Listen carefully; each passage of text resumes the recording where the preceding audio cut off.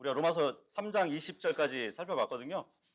오늘은 3장 21절부터 31절까지 우리가 볼 건데, 정말 인간들이 행하는 모든 죄악들을 쭉 봤었죠. 세보니까 20가지 항목에 걸쳐서 기록이 되어 있었습니다. 악한 그러한 일들이. 특히 이제 2장에서 같은 경우는 다른 사람을 정죄하는 그 일에 대해서 자신의 잘못된 어떠한 합리화하는 그런 위선적인 모습도 우리가 로마서 2장에서도 우리가 살펴봤고요. 그러니까 결국 이 세상 모든 인간이 하나님 앞에 죄인이라고 결론을 내렸던 것을 우리가 봤습니다. 그러니까 정죄의 대상이라고 말씀을 하고 있었죠. 하지만 하나님께서는 이러한 인간의 절망스러운 그 가운데 오셔서 그 인간들을 건지기 위해서 직접 찾아오셨습니다. 그러니까 우리가 주님을 찾은 것이 아니고 그분께서 우리를 찾아오신 거라고 또 우리가 함께 나눴었습니다. 예수님께서는 우리를 찾아오셔가지고 우리가 그분을 받아들이던 그렇지 않든 자신의 할 일을 다 하셨어요. 그죠? 그것이 바로 구속의 사역이었습니다. 하나님께서 계획하신 그 예정대로 다 이루시고 자신을 화의 헌물로 하나님께 드렸어요. 그리고 나서 다 이루었다 하신 분입니다. 구원자이신 예수 그리스도께서 우리를 수렁에서 건져주시려고 오셨다는 것이에요. 21절 다 같이 읽어보도록 하겠습니다.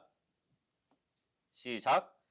그러나 이제는 율법 밖에 있는 하나님의 의, 곧 율법과 대언자들이 증언한 의가 드러났는데, 이제 21절에서 매우 반가운 단어가 등장하는 것이에요. 그러나 이거예요. 그러나. 이 그러나는 전과 후의 모든 것이 달라지는 반전을 일으키는 단어잖아요. 그죠? 그리고 이제는 이 단어가 또 등장합니다. 이제는 의가 계시되었다고 말씀을 하고 있는 것이에요. 여기서 율법 밖에 있는 하나님의 의, 이 말은 뭐냐면 율법 밖에 있다면 유대인들 밖에 있는 의를 얘기하는 거냐 이렇게 생각할 수도 있지만 그것이 아니고 율법 밖에 있다는 것은 율법에 상관없는 의를 말씀하는 것이에요. 그래서 율법과 상관없는 이제라는 말이 전환점을 이제 맞게 되는 것입니다. 지금까지 사도 바울은 모든 사람이 죄인이고 율법과 양심과 또 창조 세상에서는 의롭게 될 수 없는 나쁜 소식을 계속 전했었어요. 하지만 이제 좋은 소식을 전하려고 하는 것입니다. 그것은 사람이 값없이 의롭게 된다는 것을 전하게 되는 것이에요. 그래서 로마서에서 가장 중요한 부분이 이번에 살펴볼 내용이거든요. 그런데 21절에 보면 이 하나님의 의가 이미 율법과 대언자들이 증언을 했다고 말씀을 하고 있습니다. 그렇죠. 하나님의 의가 이제 밝히 드러났는데 그러면 구약 때는 아예 하나님의 의가 없었고 신약 때만 있는 것이냐? 그건 아니었다는 것이에요. 이미 율법과 대언자들의 증언에 나타났다고 말씀을 하고 있습니다. 21절에 보면. 한번 생각을 해보세요. 이스라엘 백성이 이집트를 탈출할 때 율법을 잘 지켰기 때문에 탈출했나요? 아니죠. 어린 양의 피를 믿었기 때문이었습니다. 그죠? 6월절날 어린 양을 잡고 그 다음에 이제 탈출을 했던 것이죠. 그리고 하나님이 광야로 데려오셨어요. 근데 그 광야를 지나는 가운데 율법을 잘 지켰나요? 그래서 율법을 잘 지켜가지고 그 광야에서 생존했나요? 아니에요. 다들 멸절할 뻔했는데 주님은 장대에 구리뱀을 매달으셔가지고 또 살게 해주셨습니다. 그리고 가나안 땅 들어갈 때 여리고 도시를 무너뜨리려고 했을 때 율법을 잘 지켰기 때문에 그 여리고성이 무너졌나요? 아니거든요. 하나님이 그 성벽을 무너뜨리게 하셨기 때문에 무너졌습니다. 그래서 하나님은 구약 때는 물론 율법에 의가 있었지만 율법이 아니라 그 율법의 행위가 아니라 믿음으로 살 수 있도록 또 해주신 그 부분도 있다는 것이에요. 율법의 행위로는 누구도 하나님 앞에 설 수 없기 때문이었던 것이죠. 이스라엘 백성에게 율법을 전해준 모세도 약속의 땅에 들어가지 못했어요. 왜 못 들어갔냐면 성경에 보면은 믿음이 없어서 못 들어갔다 그래요. 그리고 이스라엘 백성들이 율법을 온전히 지킨다고 하나님 앞에 장담을 했지만 결국 38년 동안 광야를 돌다가 그 1세대들은 다 죽어버립니다. 그죠? 예. 그들이 왜 죽었어요? 율법을 못 지켜서 죽은 게 아니라 믿음이 없어가지고 다 거기서 쓰러져 죽었던 것이에요. 예. 이렇게 구약 때도 하나님의 의가 나타나는 것이에요. 그런데 아무도 지키지 못한 그 율법을 신약에 와서 지키신 분이 있죠. 예. 누구죠? 예, 예수님이죠. 예수님은 그 율법을 다 지키신 분이에요. 그러니까 하나님의 마지막 요구 사항까지 다 십자가에서 이루신 분입니다. 그래서 율법의 의를 성취하신 분이 예수님이에요. 예. 그 세상의 법정에서도 그 사법정이라는 말이 있잖아요. 그게 뭐냐면 죄인이 벌을 받고 심판을 받을 때, 예, 그 사법정의가 실현된다고 합니다. 예, 마찬가지로 예수님께서도 심판을 받으셨어요. 그래서 율법의 마침이 되셔가지고 드디어 그 율법을 이루신 분입니다. 그 디도서 말씀에서도 보면은 하나님의 은혜가 모든 사람에게 나타났다고 기록이 되어 있어요. 그래서 이 하나님의 은혜가 바로 예수 그리스도인 것이에요. 그래서 예수 그리스도를 영접하는 순간 하나님의 은혜를 받는 것입니다. 어떤 분들은 뭐 인격적인 예수님을 따로 두고 또 은혜를 따로 생각하는 분들이 있거든요. 예수님 따로 은혜 따로. 하지만 하나님께서 우리에게 제공해 주신 것은 다 예수 그리스도 안에 있는 것이에요. 그 은혜조차도 예수님 안에 있는 것입니다. 예수 그리스도를 소유하면 은혜도 받고 또 의도 받고 거룩하게 되는 것이에요. 그래서 구약에 보면은 예수 그리스도가 자주 언급되죠. 뭐 모형적으로도 많이 언급되잖아요. 그죠? 뭐 처음에 예수님의 모형적인 것을 보여줬을 때는 이제 아담과 이브가 타락했을 때, 그죠? 그 양의 가죽 옷을 입혔을 때 그때부터 시작해가지고 하나님은 여러 모양으로 이제 모형적인 요소를 갖고 기록을 하는 것을 우리가 구약에서 볼 수 있습니다. 예. 그런데 지금 하나님 예수 그리스도의 모형이 구약에 기록되는 것처럼 하나님의 의도 구약에 이미 보여줬다고 말씀을 하고 있는 것이에요. 민수기 23장 21절로 한번 가보도록 할게요. 이제 발라함이 대언하는 부분이거든요. 물론 이제 발라함이 그렇게 좋은 대언자는 아니었는데 23장 21절에 보면 그분께서는 야곱 안에서 불법을 보지 아니하셨고, 야곱 안이라는 것은 이 이스라엘 백성을 얘기하는 것이에요. 근데 이스라엘 백성이 불법을 많이 행했거든요. 근데 지금 이 발람이 대언을 하기를 이스라엘 안에서 불법을 보지 않았다는 것이에요. 그리고 이스라엘 안에서 패역을 보지 아니하셨도다. 주 그의 하나님께서 그와 함께 계시니 왕이 외치는 소리가 그들 가운데 있도다.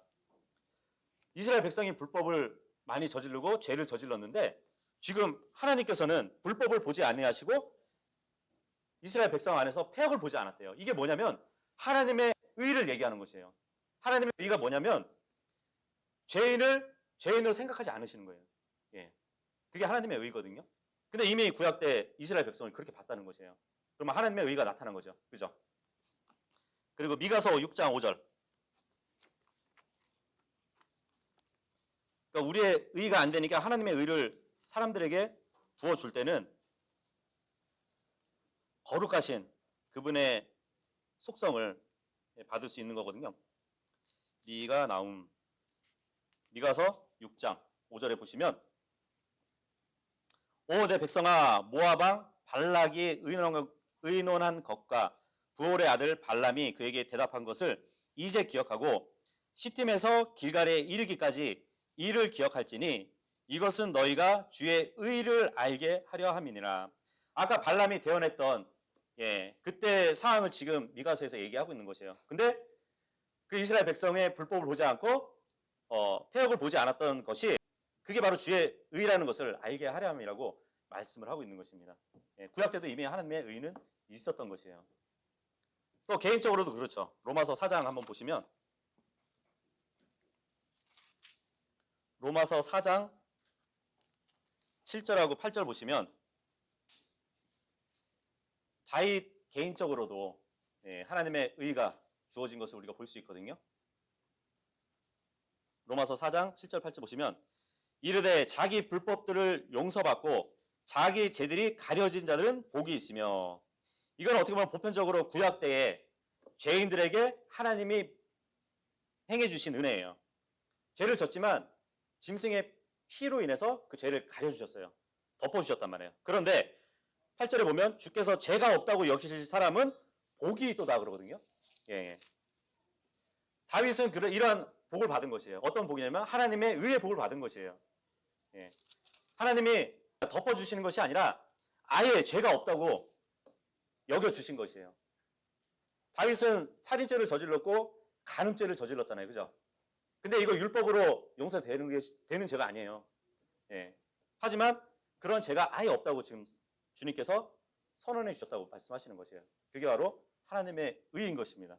그래서 우리가 로마서 3장 21절에 이미 율법과 대언자들이 증언한 그 의가 드러났다는 것이에요. 이렇게 22절 예, 보도록 하겠습니다. 22절 시작. 그것은 곧 예수 그리스도의 믿음에 의해 모든 자들에게 미치고 믿는 모든 자들을 위해 임하는 하나님의 의니 이는 그 의에 차별이 없기 때문이라. 예. 그러니까 이 하나님의 의는 모든 사람을 위한 것이라고 말씀을 하고 있어요.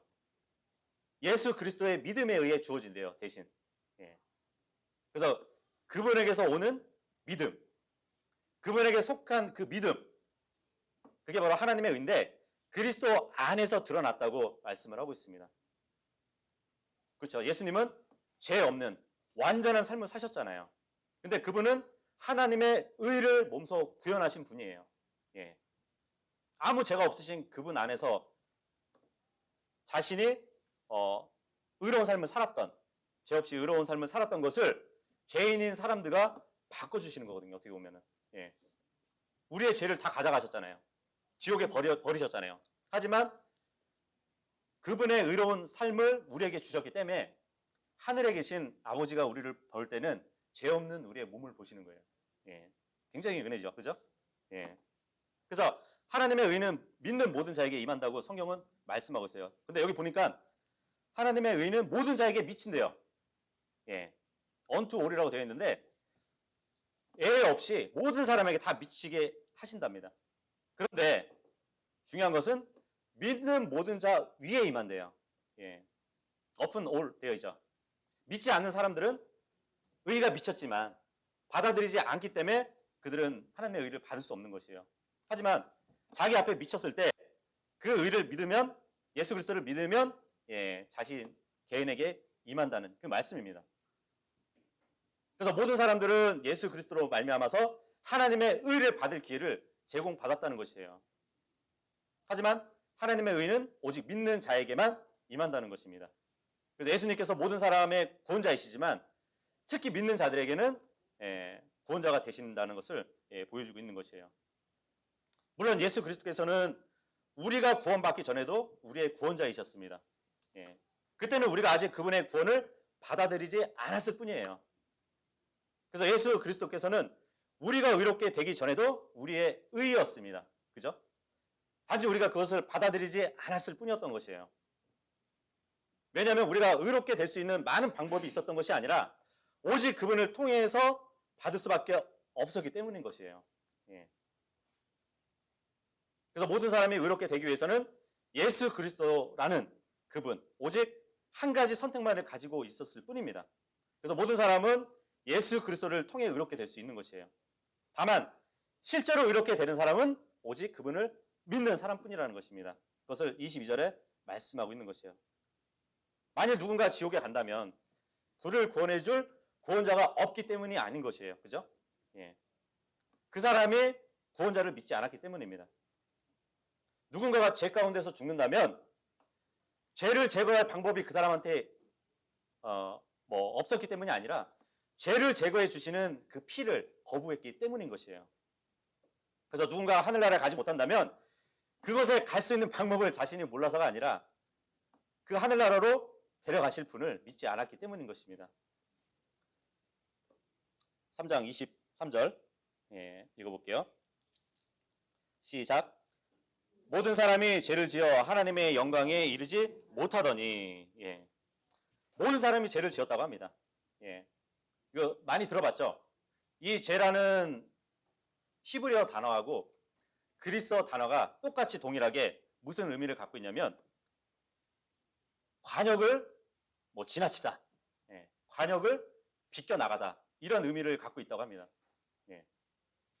그 관역이 하나님의 의라면 사람들의 죄는 그 관역을 맞추지 못하고 비껴나간 것이에요. 그 비껴나간 것이 죄라고 되어 있어요. 근데 우리가 이 킹제임스 성경을 보면 그 히브리어나 헬라어의 그 뜻보다 더 정확하게 정의를 해준 것 같아요. 죄에 대해서. 왜냐하면 이 말씀 보니까 하나님의 영광에 이르지 못했다 그랬잖아요. 그죠? 아예 관역을 비껴나가거나 지나친 것이 아니라 관역에 아예 미치지를 못했다는 것이에요.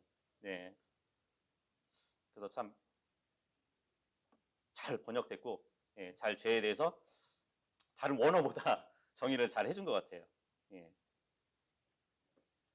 여기서 이제 모든 사람이 죄를 지었기 때문에 하나님의 의도 그 모든 사람에게 다 미친다는 것이에요. 차별이 없다는 것이죠. 보통 죄 하면은 벌이 생각나지 않나요? 그죠? 근데 성경은 죄 앞에 영광을 기록하고 있습니다. 그 톨스토이 작가도 죄와 벌이라는 책을 썼잖아요. 그죠?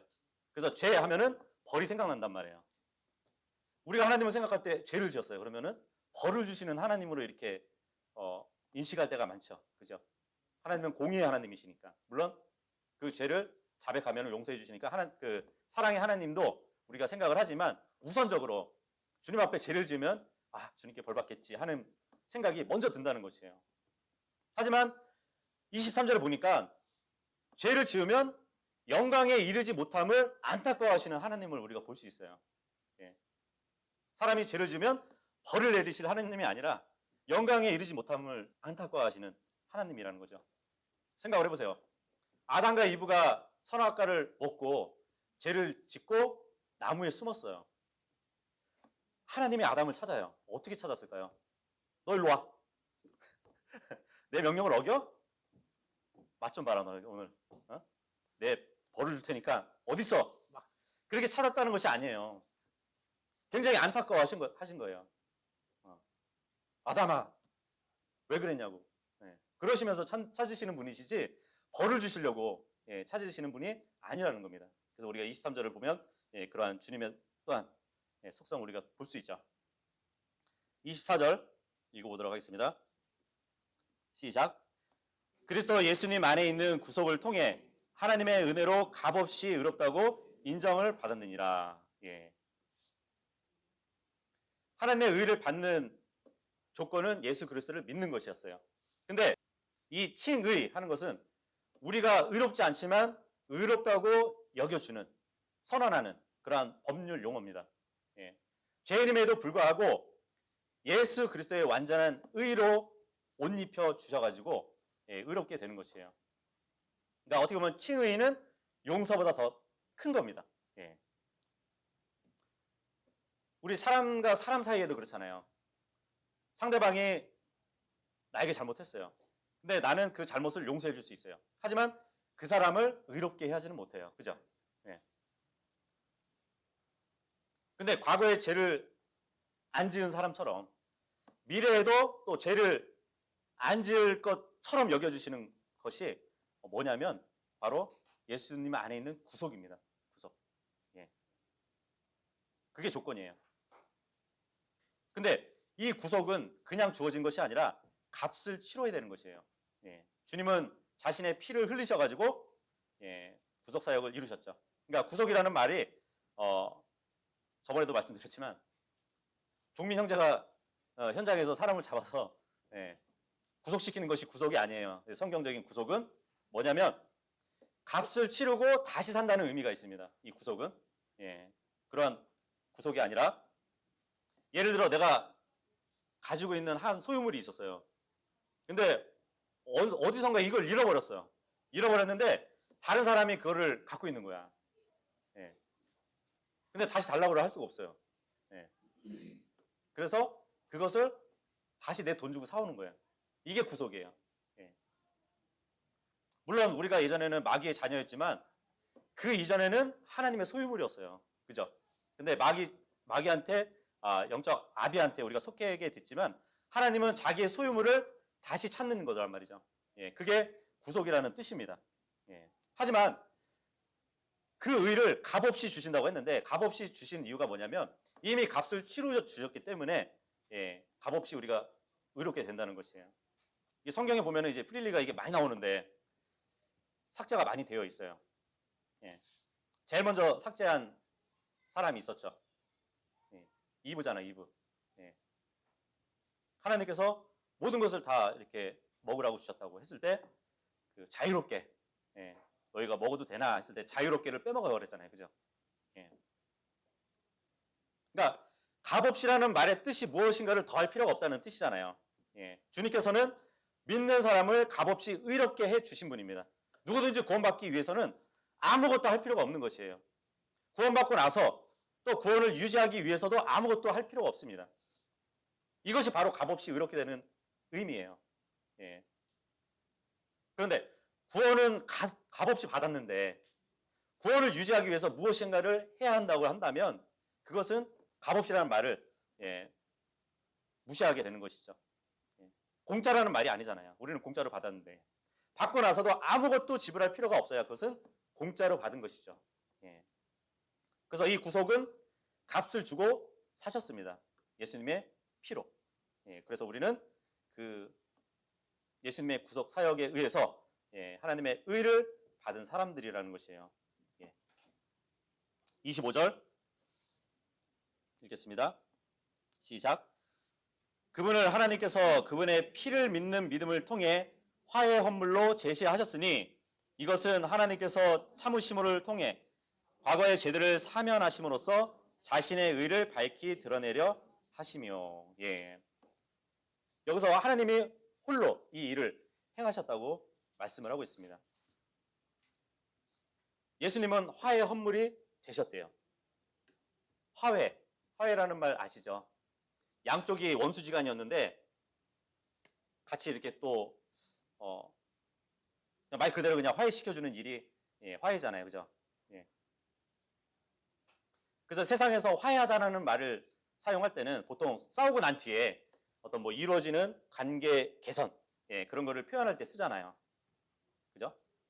근데 여기서는 그리스도의 십자가 사역이 예, 화해 사역이라고 말씀을 하고 있습니다. 근데 이 흠정역에 보면은 이 화해라는 그 단어들을 쓰기도 하지만 화해 헌물이라고 할 때도 화해라는 말을 써요. 근데 영어로 보면은 또 달라요. 그래서 이거를 좀 구별할 필요도 있는 것 같아요. 똑같아요. 서로 원수인데 서로 원수인데 이렇게 관계를 개선해 주는 것은 똑같은데 레컨사이레이션은 뭐냐면 원수 사이를 단순하게 화목시켜 주는 것이고 이 화해 헌물 했을 때 프로필레이션은 뭐냐면 서로 원수인데 한쪽이 극도로 화가 나 있어요. 예. 한쪽이 더 화가 나 있는 거예요. 무지 화가 나 있어요. 그렇기 때문에 그 일을 해결해 주는 것이에요. 예.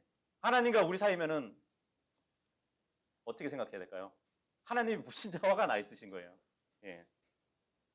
그래서 로마서 1장 18절에 보면은 하나님의 진노가 진리를 붙잡고 있는 그런 불경건한 자들에게 계시되어 있다고 그러잖아요. 그리고 요한복음 3장 36절에도 보면 아들을 믿는 자들에게는 영존하는 생명이 있지만 아들을 믿지 않는 자에게는 생명을 보지 못하고 오히려 하나님의 진노가 그 사람 위에 머물러 있다고 그래요. 하나님 무진자 화가 나 있는 것이에요. 예. 그런데 예수님은 화해 헌물이 되신 것이에요. 하나님이 죄인에게 퍼부을 그 모든 진노를 예수님이 대신 받은 것이에요. 예. 엄청난 진노였겠죠. 예수님이 그걸 다 받으셨다고요. 예수님을 믿는 사람들에게 퍼부을 진노가 더 이상 없어요. 예수님이 다 받으셨기 때문에. 예. 그래서 그렇게 화해 사역을 예수님이 해주신 거거든요. 좀 이해가 되시나요?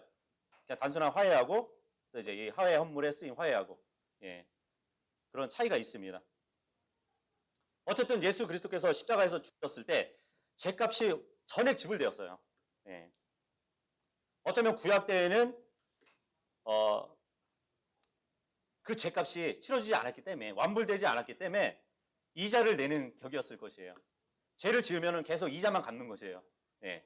그러다가 신약에 와서는 아예 주님께서 지불해 주신 것이에요. 한 번에. 예. 그래서 하나님의 공의는 100% 완전히 만족하시게 된 것이죠. 더 이상의 이제 희생 예물이 필요 없게 되신 것이에요. 예. 예수님을 통해서. 의롭게 된 것은 법적인 판결입니다. 단순히 죄를 용서받은 것이 아니라 죄가 없다는 그 인정을 법적으로 받았다는 것이에요. 그래서 구원은 죄사함의 이상입니다. 예.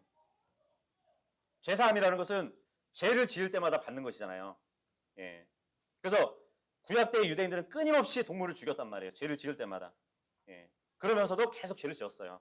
하지만 칭의라는 것, 의롭다고 칭해 주시는 것은 한 번도 죄를 짓지 않은 것처럼 우리에게 죄가 없다고 아예 선포를 해 주시는 것이에요. 우리의 과거의 죄, 현재의 죄, 또 미래의 죄 모두 깨끗하게 십자가에서 해결해 버리셨기 때문인 것이죠. 그래서 죄 없으신 예수님께서 우리 역시 죄가 없다고 선포해 주신 것입니다. 갈라디아서 3장 27절 한번 보도록 할게요. 너희 중에는 그리스도 안으로 침례를 받은 자는 다 그리스도로 옷 입었느니라. 예. 아담과 이브가 죄를 졌을 때 양의 가죽 옷으로 그 부끄러운 죄의 몸을 가려주셨잖아요. 그죠? 그래서 주님이 아담과 이브를 볼 때는 그들의 죄된 몸을 본 것이 아니라 그 가죽의 옷을 보게 되는 것이에요. 예. 왜 죄의 몸이냐면은 이전에 우리가 살펴봤듯이 아담과 이브가 하나님의 형상으로 지어졌잖아요. 예. 근데 말씀에 보면은 하나님은 빛으로 옷을 입고 계신 분이라고 했거든요. 그렇다면 아담과 이브는 처음 만들어졌을 때 그들의 겉에는 광채가 있었어요. 그게 옷이었어요. 근데 죄를 지으면서 그 광채가 사라져버린 것이에요. 그래서 짐승의 가죽으로 대신 그 옷을 한 거거든요. 그래서 주님이 보실 때는 벌거벗은 죄의 몸이 아니라 양의 가죽옷을 보게 된 것이다. 마찬가지로 우리도 죄인이지만 그리스도로 옷을 입었기 때문에 주님이 우리를 보실 때는 우리의 죄인된 모습을 보는 것이 아니에요. 그리스도를 보게 되는 것이에요. 얼마나 은혜예요. 그죠? 아예 죄를 보지 못하신다니까요. 그리고 주님은 거룩하신 분이기 때문에 죄 자체를 보시지 않으시는 분이에요. 우리가 어디에 어느 시간에 주님 앞에 죄를 짓는다면 다행히도 주님은 그 죄를 보지 않으세요. 만약에 그 일수일투족을 주님이 우리를 감시한다고 생각해봐요. 얼마나 부끄럽고 창피해요. 그죠? 하지만 주님은 죄를 보실 수 없는 분이래요. 하지만 주님께 우리가 나아가지 못하잖아요. 죄를 지으면. 그분과 교제를 나누지 못하잖아요. 그게 문제가 되기 때문에 우리가 자백을 해야 되는 것이에요. 주님은 항상 그 자리에 계세요. 우리만 그 자리에서 머물러 있다가 저쪽으로 갔다가 이쪽으로 갔다가 돌아왔다가 그러는 거죠. 주님은 항상 그 자리에 계신 것이에요. 그래서 정말 이렇게 부끄러운 죄인인데 아직도 육신의 몸을 입고 있는 죄인이지만 주님께서 우리의 죄를 보지 않으신다는 것이 얼마나 은혜인지 우리는 알아야 되는 것이에요. 26절 읽겠습니다. 시작. 내가 말하노니 이것은 곧 이때에 자신의 의를 밝히 드러내사 자신이 의로우시며 또 예수님을 믿는 자를 의롭게 하시는 이라는 것을 보이려 하심이라. 여기서 십자가는 하나님의 의를 선포하는 데 목적이 있다고 말씀을 하고 있는 것 같아요. 여기서 이때 하는 것은 21절의 이제와 같은 말이에요. 아까 21절에 보면 그러나 이제 이 말과 지금 26절의 이때와 같은 말입니다. 그러니까 신약이 시작되는 이때를 얘기하는 것이에요. 그렇다면은 앞에 때는 과거의 구약 시대를 말하는 것이겠죠. 그죠? 그래서 이때 자신의 의를 밝히 드러내셨다는 것은 이 신약에 와서 밝히 드러내셨다는 것입니다. 그리고 예수님을 믿는 자를 의롭게 만드는 이가 되려 하심이래요. 하나님께서는 의로운 재판관임을 알리시기를 또 원하시는 분입니다. 죄인들의 죄에 대한 그 값을 다른 분이 대신 갚았기 때문에 여기서 하나님의 지혜가 있는 것이죠. 이 십자가에 계시된 하나님의 지혜 그리고 그 사랑을 알면 정말 우리는 이 십자가를 사랑하지 않을 수가 없어요. 그죠? 그 하나님의 딜레마가 뭐냐면 의롭고 거룩하신 분께서 더럽고 추악한 죄인을 사랑으로 덮어주신 것이에요. 예. 그런데 그렇게 덮어주자니 하나님은 불의한 재판관이 되어버리시는 거예요. 예. 그렇다고 의를 앞세워서 그 죄인들을 불못에 던져버리면 사랑이 없으신 분으로 또 돼버리십니다. 예. 하지만 하나님은 고민할 필요가 없이 이미 창세 전에 모든 계획을 다 마련해 놓으셨어요. 그 십자가 사건은 하나님이 아니면 아무도 생각하지 못할 지혜였던 것입니다. 하나님께서는 그러니까 절대로 죄를 그냥 용납하지 않으시는 분인데 그러면서도 동시에 죄인에 대한 지극한 사랑을 보이신 것이에요. 이 십자가, 예수님이 달리신 그 십자가는 가장 처절하고도 이제 잔인한 형벌이었습니다. 그래서 성경에서는 십자가는 저주의 상징이에요. 십자가 목걸이 하고 있다면 저주의 상징을 목에 걸고 다니는 겁니다. 물론 이제 예수님의 십자가는 우리에게 은혜이죠. 그죠? 십자가 자체가 가지고 있는 의미는 저주라는 것이에요. 그래서 갈라디아서 3장 13절에 보면 나무에 달리는 모든 자는 저주를 받았다고 말씀을 하고 있습니다. 예수님은 저주받을 죄인들을 위해서 스스로 저주를 받으셨던 것이에요. 27절 시작. 그러면 자랑할 것이 어디 있느냐? 그것은 배제되었느니라. 무슨 법으로냐? 행위의 법으로냐? 아니라 오직 믿음의 법으로느니라. 믿음은 자랑을 배제한다 그래요. 27절에 보니까. 이 구원에 관해서는 우리가 자랑할 것이 아무것도 없다는 것이에요. 행위의 법으로냐 이렇게 말을 하고 있죠. 만약 행위로 구원을 우리가 받았다면 자랑할 수 있겠지만 우리의 행위로 구원을 받을 수 없기 때문에 자랑할 수 없는 것이에요. 성경은 생명의 길이 좁다고 말씀하고 있습니다. 비록 좁기는 하지만 전 인류가 그 길을 갈 수가 있어요. 원하는 사람은 모두 갈 수 있을 정도의 크기는 된다는 것이에요. 예수님은 좁은 길이고 문이셨어요. 그렇다면 구원의 문으로 들어가는 것을 막는 것은 뭘까요? 좁은 길로 가는 것을 막는 것은 교만이에요. 교만. 자만심이란 말이죠. 모든 사람이 구원의 문을 통과할 수 있어요. 술을 마시면서도 통과할 수도 있고 담배를 피면서도 통과할 수도 있고 마약을 하고 더러운 영화를 보면서도 통과할 수 있는 문입니다. 하지만 교만한 마음을 가지고는 결코 들어갈 수 없는 문이 바로 이 구원의 문인 것이에요. 그래서 스스로 구원의 문을 막는 것은 그 마음 속에 있는 교만인 것이에요. 누군가에게 당신은 죄인이라고 한번 해보세요. 교만한 사람은 결코 그 사실을 받아들이지 않을 겁니다. 그죠? 누군가에게 당신의 그 종교 생활로는 충분하지 않다고 해보세요. 그 교만한 사람은 그것을 받아들이지 않을 것이에요. 누군가에게 선행으로는 결코 하늘나라에 갈 수 없다고 해보세요. 교만한 사람은 그것을 참지 못해요. 무슨 말이냐고. 그래서 교만한 사람은 자기 마음속에 있는 그 교만을 건드리면은 굉장히 분노한다는 것이에요. 그래서 복음은 모든 사람을 위한 것이에요. 왜냐하면 모든 사람은 죄인이기 때문인 것이에요. 어쨌든 주님의 공로로 그 구원의 문을 들어갈 수 있기 때문에 누구도 자신의 그 행위의 법으로 자랑할 수 없다는 것입니다. 28절 보겠습니다. 28절 시작. 그러므로 우리는 사람이 율법의 행위 없이 믿음으로 의롭다 인정받는다고 결론을 내리노라.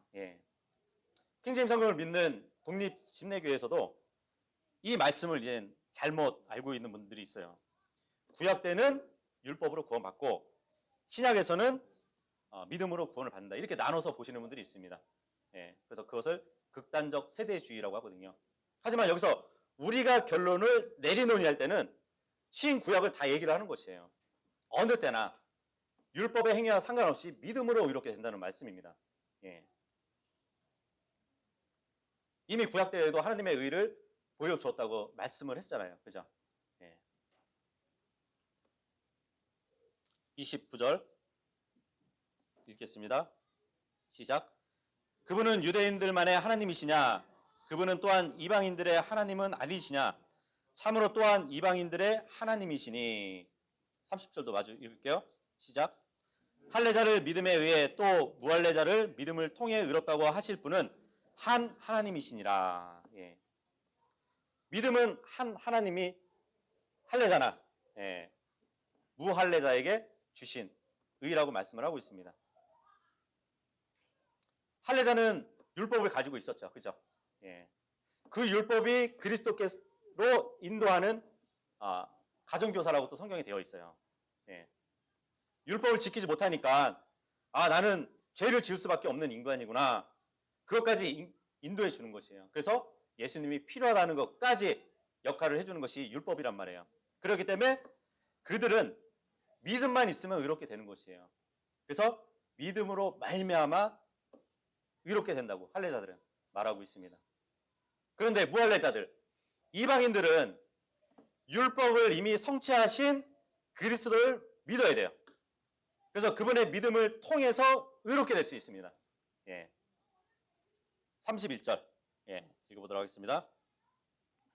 시작. 그러면 우리가 믿음을 통해 율법을 헛되게 만드느냐? 결코 그럴 수 없느니라. 참으로 우리가 율법을 굳게 세우느니라. 믿음은 율법을 헛되게 만들지 않습니다. 율법은 예수님이 다 성취하셨어요. 그래서 율법이 요구했던 모든 것을 예수님이 다 이루셨습니다. 그래서 사장으로 이제 가면은 율법 이전 시대인 아브라함과 다윗을 통해서도 구약 성도들 역시 믿음으로 어떻게 의롭게 되었는지 설명하고 있어요.